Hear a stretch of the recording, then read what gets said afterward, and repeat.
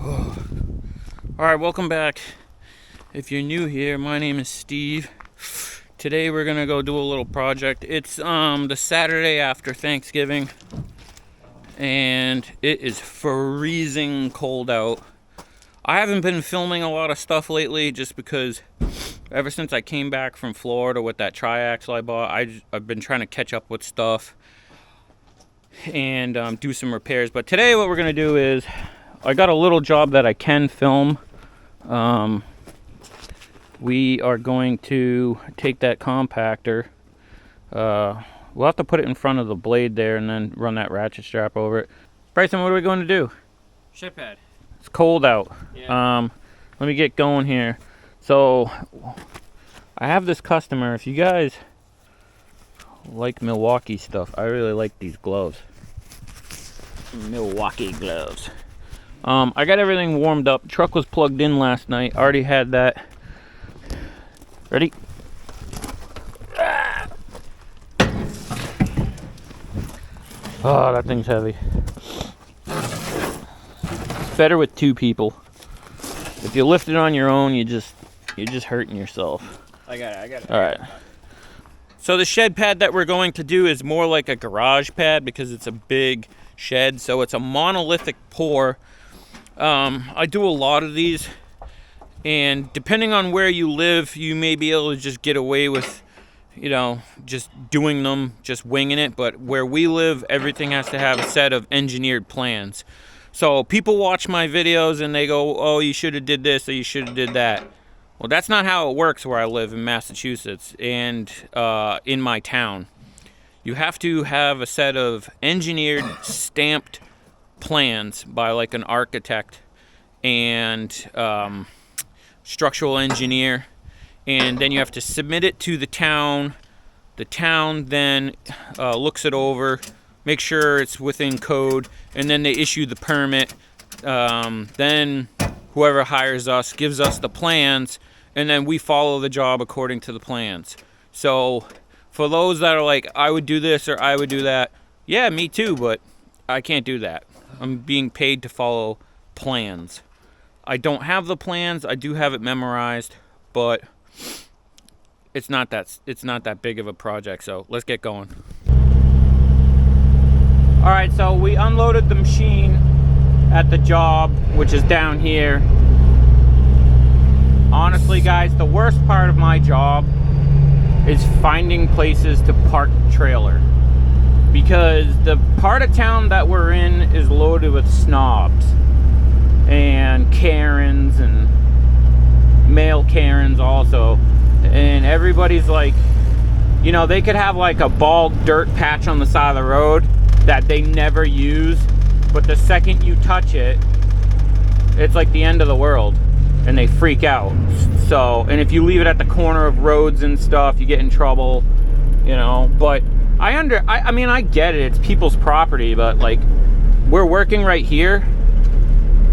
There's a long dirt driveway here that goes to that guy's house next door, and it's access to his backyard. His actual driveway is on the other side of the yard, like other side of the yard down the street or whatever. And one time I was working at this guy's house and I parked there because the homeowner told me I could, and then the other homeowner whose driveway it is, I thought it was a fire road, like an access road, and he freaked out. And I'm like, well, can I throw you some money, to park my trailer here? I'll throw you like a couple bucks or whatever while we're doing the project. And he's like, no. He goes, it's my driveway. And I'm like, oh, I didn't know it was a driveway. He goes, well, it's not. He goes, it's just a driveway I made to gain access to my backyard. It's not a real driveway. I'm like, oh, so you don't use it? And he goes, no, I never use it. And I go, well, can I pay you to use it? He goes, no, it's mine. I get it, people's property is people's property. So all I can just do is say, okay, no problem, I'm sorry, have a good day, and then I go find somewhere else to park. But it's just, come on, people, can't we all just be nice? All right, so here's the pins. We cleared this out, what, a year ago? Like a year ago. There was trees all in here and everything, and they weren't ready, so we just hydroseeded it and grassed it, and they built a little fire area. But anyways, what he's getting is a big garage shed And basically the surveyors came and they pinned the location. So what we're going to do is we're going to measure off, and we're going to offset these, and then we're going to dig. I talked to the concrete guy. It's going to be a monolithic slab. The last one we did, we didn't film it. It was a lot more aggravating because it had sonotubes all down in, because it was for a livable dwelling, and we had to use 3/4 stone because it was in a water high area. So the code is the 3/4 stone, so the water passes through. We are not in that here, and the concrete guy wants us to use T-base as a firm compaction material for the bottom, no 3/4 stone. And this is not a livable dwelling. It's just basically a large garage shed. They're gonna just come drop it on this pad, I think. So Bryson, we're gonna have to carve down a little bit of that embankment to the slope. We could either do that now. I would say we do it now and get it out of the way, so that way when we dig, we can just get grade set. Big screws out. The big what? Screws. No. Those are so you're new to the surveying end of things. Those are pins. Right now, you have to take those out, and we have to offset them first. So those are actual locations of the corner of the slab. So what we're gonna have to do is we need to offset them. So Bryson, explain to your little brother what offset means, and I'm gonna get set up and start hogging this out, throwing it on the truck. I gotta figure out where the top of slab's gonna be, because we're really low there, and I don't want to be, I mean, we might have to build up the approach, because I'm looking at it. I don't want to go too much lower over here, and also the lower I go over here, then I have to make this embankment come a lot lower. Probably gonna end up having a swale across the back in that way, to be honest with you. So let me get some paint and paint out my over dig where I want to dig. All right, I don't know if you can see it on camera, but this goes up a bit. So what I'm going to do is, because the slab's going to be over there, so what I'm going to do is I'm going to shave this down a little bit. We do have to come back and like neaten up around it, so I can adjust the grade later. But I'm pretty sure that I'm going to want to take down this hill ahead of time instead of trying to work around the slab. It's just easier now to dig it out and put it on the truck, this mound, because it's a mound that comes right through here. The only thing I'm really worried about is there was a big tree here that my tree guy took down and ground the stump. So we'll see what happens.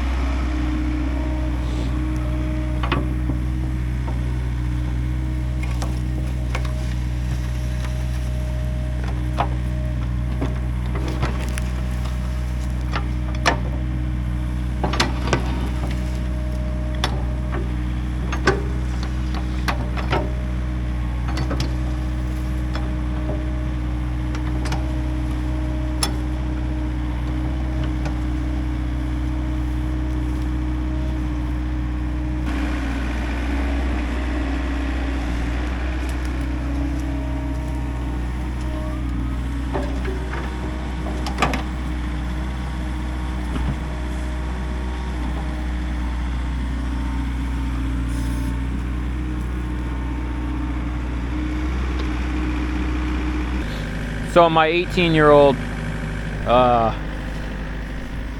too low. yeah, just use the teeth. You want me to back up? Want me to move the truck? Yeah. He just turned 18, so he's eligible now. He can get his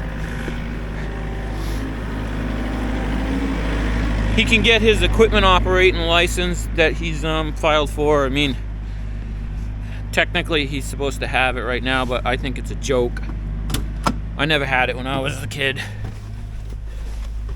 Farmers' kids don't have it. It's just a money grab. A lot of states don't have it. I was talking to a friend of mine that lives in another state. He doesn't have it because they don't require it.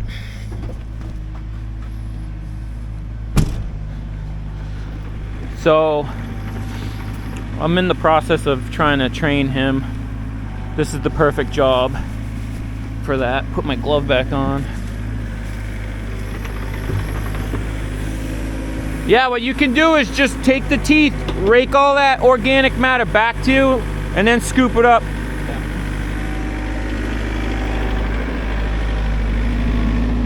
I think he's gonna end up being my machine operator, and my other guy is gonna end up being office guy, and I'm just gonna be the old man that drives the truck.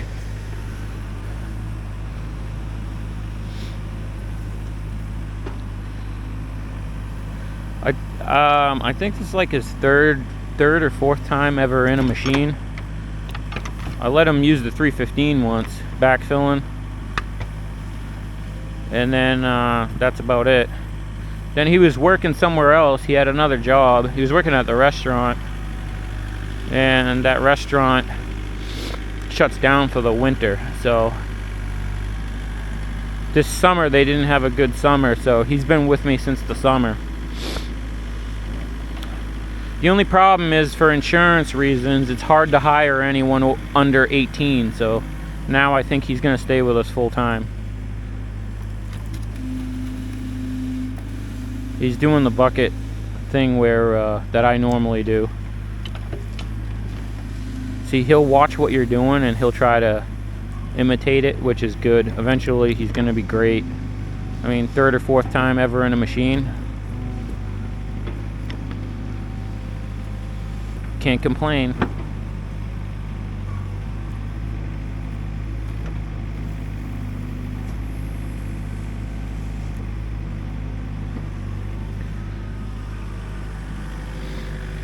I think everybody should let laborers, so normally he's a laborer. I think everybody should let their laborers dig in the machine for a little bit so they can see how hard it is to gauge when you're digging up towards you. Because everybody on the ground can be like, oh, what are you doing? You're digging up. But when you sit in a machine, it's totally different. And ever since I started letting the guys, I'll always, even if I work somewhere, I'll always let a laborer in the machine to see how it's like. Mostly because they'll stop giving you a hard time about digging up if they do it a couple times. Don't worry about that. That irrigation's it's in the dig. It's got to go anyways. He's going to have it redone outside the foundation.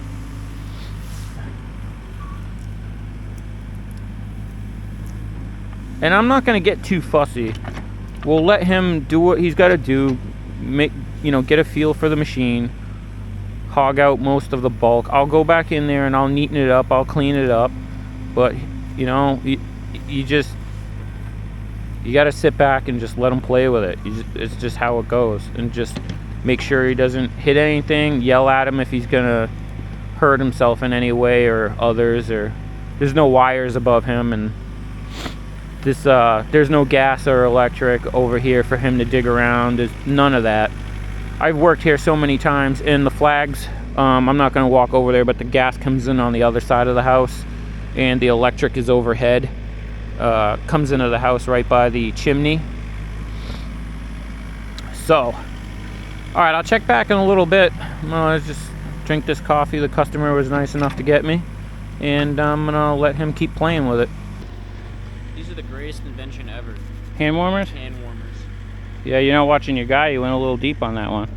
I can't stop him. So, We ran into a bunch of irrigation. The homeowner said don't worry about it. I knew we were going to, because they irrigated this lawn last year after we put it in. This was all woods before, so he basically said don't worry about it. I'm like, I'm not. We rip this stuff up every day, all day. But he's gonna lose a lot of it, because I mean it's all in the dig, because I think it comes out and it splits there, and one goes over to there and one comes over to here. So I'm not too worried about it. And my kid's doing pretty good in the machine. The only thing that sucks is it's like sandy gray over here, but it's like gray sand. It's not, you know what I mean? It's not really organic. I mean, we stripped out, I mean, look at, I wear a size 12. We stripped out a foot of topsoil. So it's just, the sand is a little gray there. So I can't really go too much lower over there. We were running into this tree root. He wants to save that tree. And the grade's all over the place, so not too worried about it. I know Bryson's a little antsy because it's cold out, and I picked the coldest day to train his brother on the machine. It's gonna be almost 60 degrees tomorrow. I know, but tomorrow's Sunday, and I got stuff to do this week. I can't do this. So, and oh, too deep. That's all right. I'll pull that sand in there. It's just one of these things. If I don't let him do it, he's never gonna learn. It's just, he got out of the machine and he was like, oh, I think the truck's too full or whatever. Here, you do it. And I'm like, no, get back in there and you do it. I said, get a full bucket, push down, and just push the load. So that's what he's been doing. So oh, it is cold today. This morning was like, I don't know, low 30s. But he's doing a good job. He hasn't hit my truck, which is more than I can say for most experienced operators I know.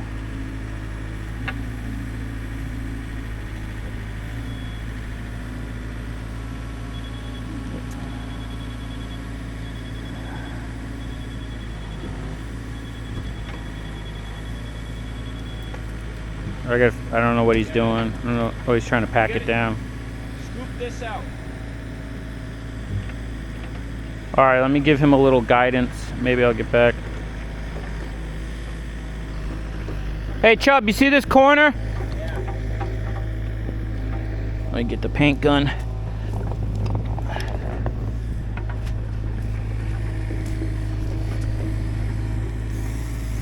Give him a reference.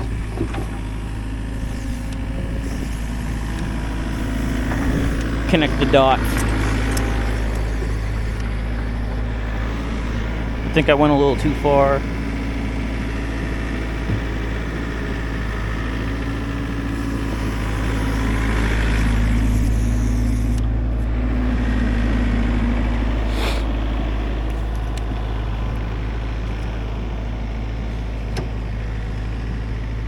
Best way to teach somebody is to just let them do it.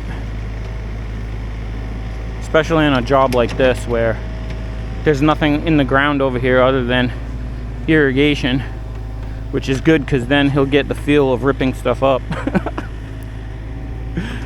Because if you do this business long enough, you're gonna rip up utilities, and you try not to, but you're definitely going to. A lot of times they don't mark them correctly. Irrigation's not really, it's not a utility, and there's no way to mark it. You gotta scoop this out. All this. His Put the bucket flat right here. His brother's getting aggravated Towards you.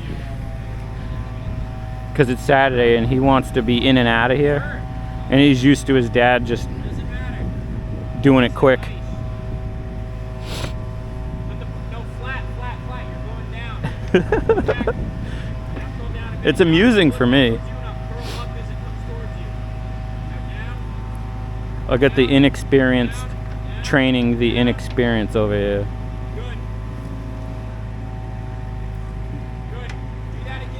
That's how you know if you did a good job training the first one, if he's able to train the second one.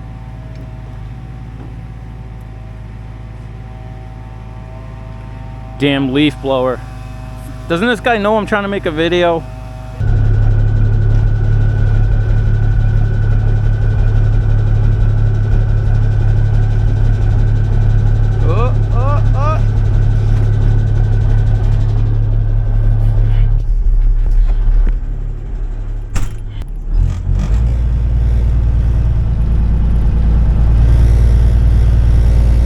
Alright, I got the truck loaded. I'm gonna build up air here. And they're gonna go get batteries again, because we got batteries for the laser transit head, but not the target on the stick, or the receiver, whatever you want to call it.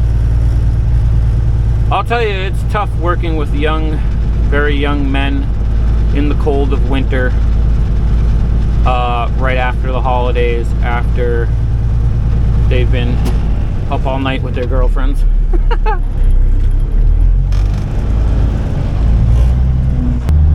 So I had some guys give me a hard time about this truck on TikTok, which I don't really care for TikTok anyway, so it's not a big deal. But I thought it was kind of funny because it's like, look at the little yards here. They were giving me a hard time because I took this 359P that I already owned. It was a 10-wheeler, and I made it into this cool 6-wheeler that a lot of people love. But there was a few guys, they must live in, like, I don't know, Montana, or, you know, one of those wide open states. But look at the little yards here. You know, we don't move a lot of dirt here, and if you do move a lot of dirt here, you still have to hire trucks anyways, because the amount of jobs that we get, I actually did that yard. The amount of jobs that we get around here that we need to haul massive amounts of dirt, it's like maybe 2 or 3 a year. So who keeps 10 semi trucks laying around for that? Nobody. And if you have to, you just call up and you just order it from like a gravel yard, and they, if you order enough, they give you free delivery anyways. And then a lot of times now, because all of the pits around here are closing down, basically they'll come grab the fill from you. Anybody around here will come grab fill from you for free just because they need it. So although I did buy a triaxle for loam deliveries for myself and my business, because nobody seems to have drivers anymore, although I did buy that for the reasons I bought that, I really, to be honest with you, could have got away with it. We're not getting it. So, I mean, look at these yards, you know? So I just think it's funny when people on TikTok, like, usually like the, you know, I don't know, the blowhard, hardcore, you know, bigger's better guys. We call them little pecker champs. They always think bigger's better, and I'm telling you, it's not, you know? It's not. I've done a lot of work with this little truck. I mean, what do? We haul like 1 or 2 stumps here and there, and a little bit of T-base or something. Like the job that we're working at, I would have to prune all this guy's trees to get my triaxle in there. Like, and I'd have to cut the corner of his property. So it's like, I don't know. I feel like they make big spoons and little spoons for a reason.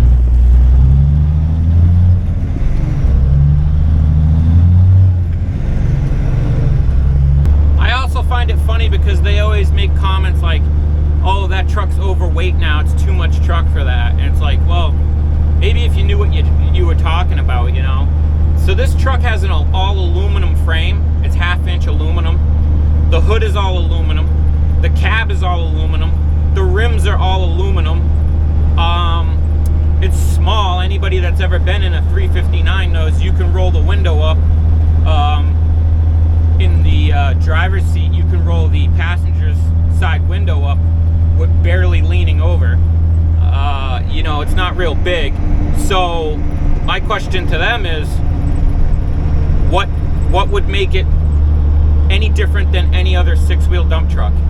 Because I have owned a bunch of six-wheel dump trucks that weigh pretty much the same, because they have steel frames, they have steel cabs, steel rims, everything is steel. You know, when you start outfitting a truck with all aluminum components, you'd be surprised at how much the weight goes down. So I'm not really a huge fan of TikTok. I just post stupid stuff on there. I don't really take TikTok serious because it just seems to me like it should be called shit talk, because that's all anybody ever does on there. So we're gonna dump this load. And the other thing too is, let's say you have a 550, okay? 550 rack body. That body's bigger than mine on this six-wheeler, a 550 rack body. You still see people driving them around. You just gotta be smart enough to know what you can and can't put in it for weight. I mean, even a triaxle, you can overload a triaxle. You can overload a trailer. I mean, you can't put, you know, 100 yards of dirt in a walking floor live bottom, even though it measures out to 100 yards. So the comment to me is just ignorant, and it's just stupid. And if any of you follow me on TikTok, that's why you'll notice like a lot of my videos just gone down to just stupid videos, just goofy, stupid videos, things I think are funny. So basically, I don't put anything serious on TikTok anymore. YouTube's a different environment. Everybody here that's on YouTube, for the most part, is awesome. I really enjoy the YouTube comment section, and I absolutely hate the TikTok comment section. It's just a different grade of people. They see a little clip, like a, what is it, 3-second or 10-second, I don't even remember, clip, and all of a sudden they have the whole world figured out from that. You know, they don't know the specs on my truck. They don't know the stuff that I'm hauling with it. I mean, I could haul 15 yards if I could pack it in here. I could haul 15 yards of bark mulch with this every day. Like, that's the thing. Like, you don't even know what someone does for work. You know, what if I made a lot of money just doing utility work, and every day I only had to just haul, like, you know, a little bit of pea stone or something to just backfill around something. You know, it's just one of them things where I just choose to not do videos anymore where I have to explain myself. And that's the problem with TikTok. And the only reason why I'm telling you this is because somebody actually said to me, you know, how come you don't do a lot of truck stuff anymore? And it's like, well, because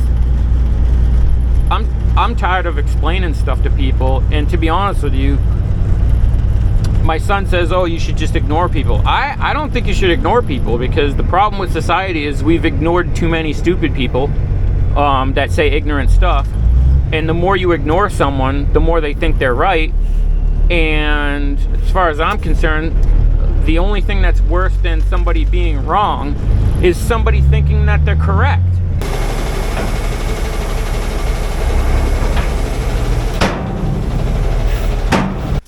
Alright, I'm back. It's getting late, so the boys don't want to, they want me to just jump in the machine and hurry up.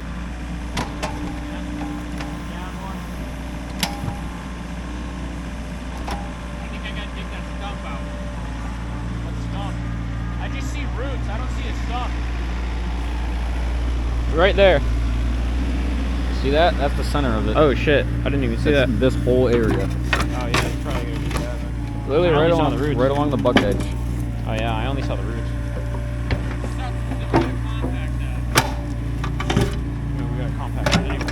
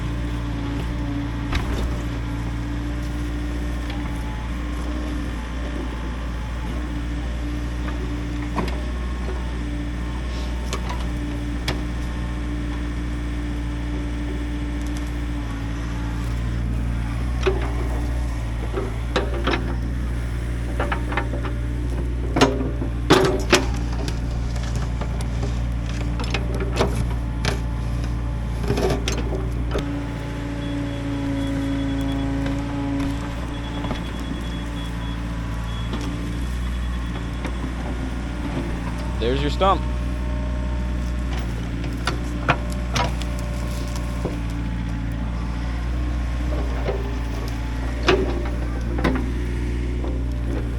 See it now? Yeah. Oh, there's more.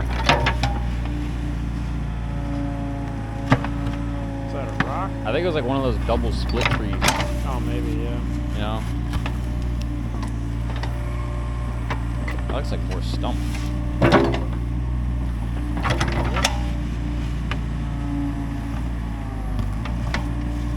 way it goes back that far.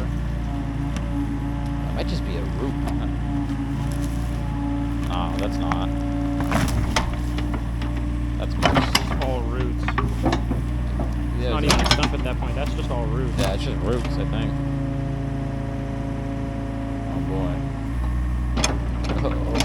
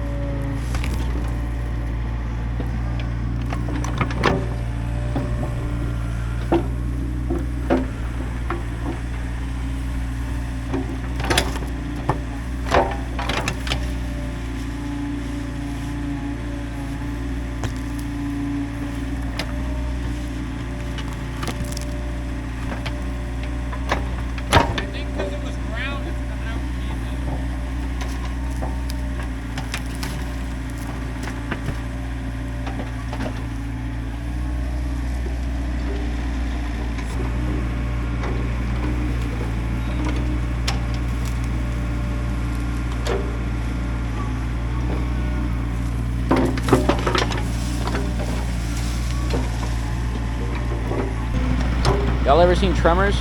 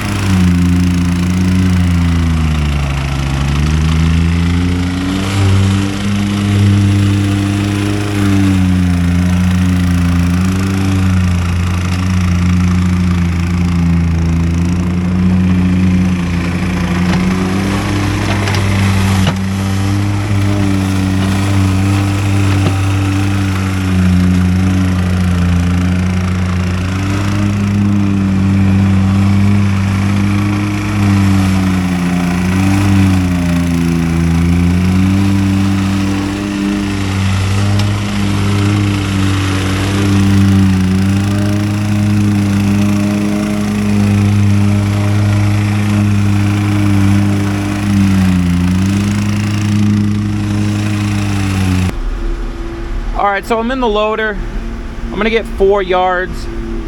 That's what Bryson says the math measures out to. Probably gonna get 5 just to be on the safe side.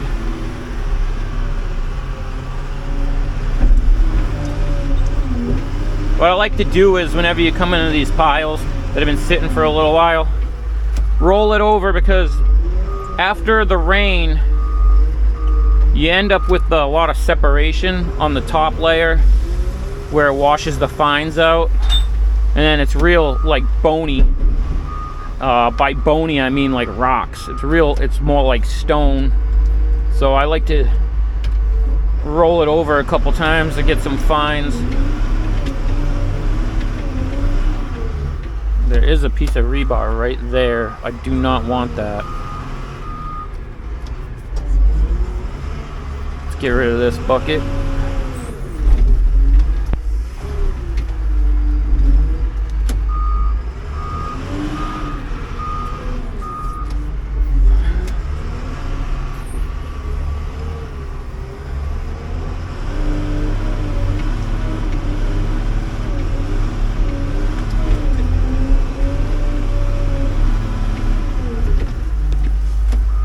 The other reason too why you want to get a little more than what you really need is because if you're gonna bail out of the truck,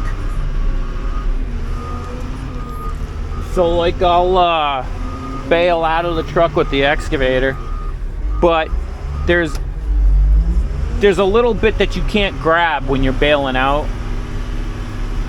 You just can't get it out. I mean, well, we could dump it, you know, but so I think this is a 4-yard bucket, maybe. I believe so. I don't know why it spilled everywhere, because we're over the truck.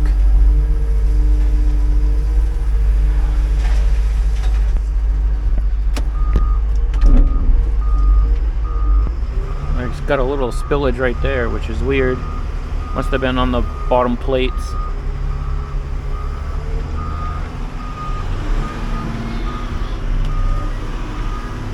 So he said 4 yards, so we'll call that 4. I'll get 1 more yard, then we'll get out of here.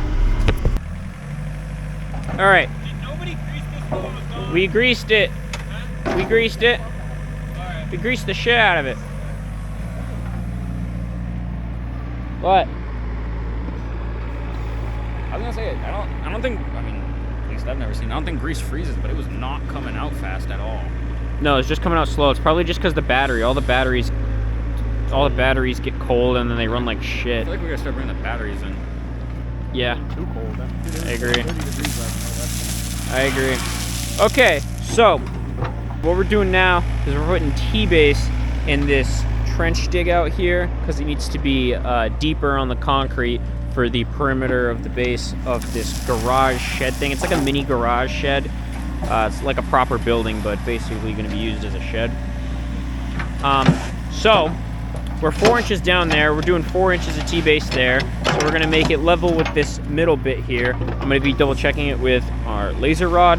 And then we're doing another 4 inches up here. So it'll be 4 inches and then another 4 inches up there, if that makes sense. So we got that. Again, this is T-base. This is our favorite base material to use. It's just recycled concrete and asphalt. Stuff works great. Packs like concrete. You could, you know, throw plate compactor on this and then use it as like a parking pad, even without stone on top of it. I like it a lot. Stuff works great. We got Mr. Chubb. He's flattening this out. Looking very nice.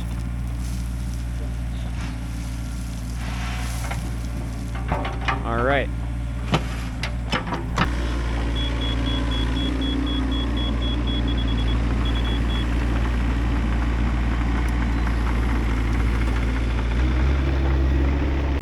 All right, so basically we dug the trench, filled it full of the T-base up to bottom of the footing level, and he wants, according to the plan,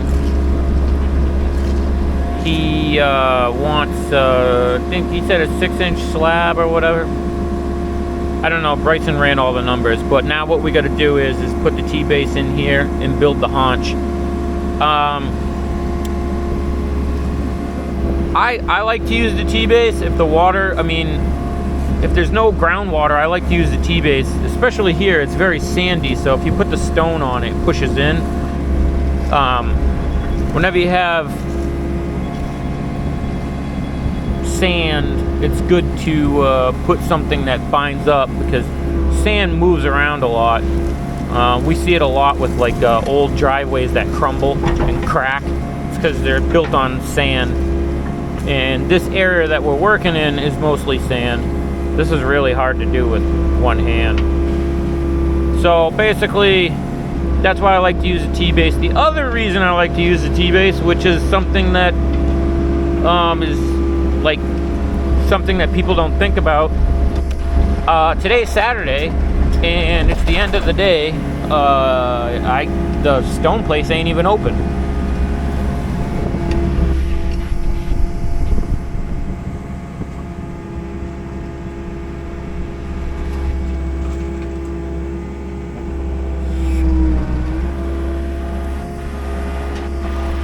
I gotta put my magnet back on this camera base. Just holding it all the time is no good. I took it off when we went on the plane ride to Florida, and I never put it back on.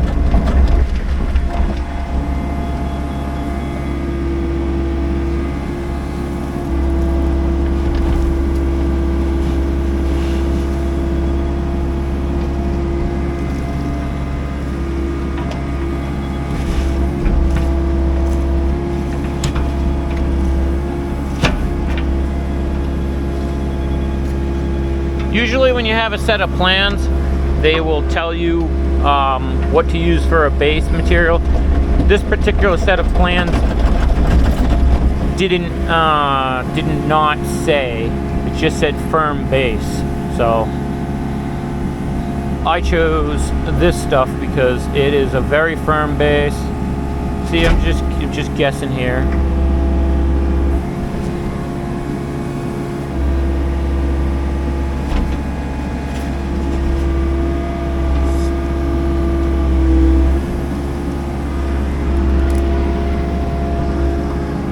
Like I said, this is the best thing to do for a shed. This is a shed pad, by the way, guys. Talk about overkill. But the town's making them pour a foundation for it.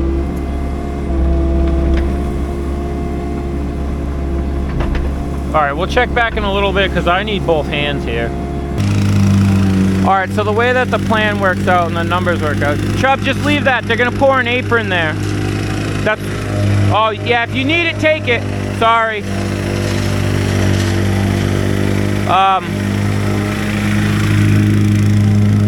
Yeah, the way the plan works out for this is that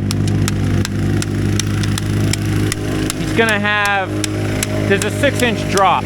So it goes 6 inches of footing on the side up, then 6 inches up and over the whole thing for the slab, because the homeowner wants a 6-inch slab because he's planning on driving in it. With what, I don't know, but maybe a riding tractor or something, I don't know. It's just tough. Like, we did one of these like a week ago, all out of stone, and that one was aggravating because the plans for that one, the engineer had sauna tubes, whatever you call them, all down inside there. There was 7 of them that went 4 feet down from top of slab. So we had to dig 3 feet down from that level there, because that's how the math worked out. 6 inches to the top of haunch, then another 6 inches. So it's a foot. So we ended up putting 3 feet in the ground, because the code here is you gotta have 4 foot burial.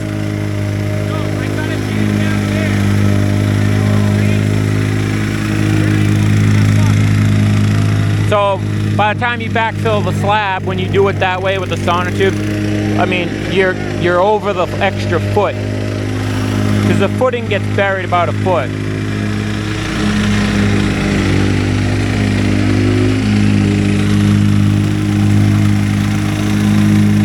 All right, machine's still running. We got the compactor in the bucket to get that out of here.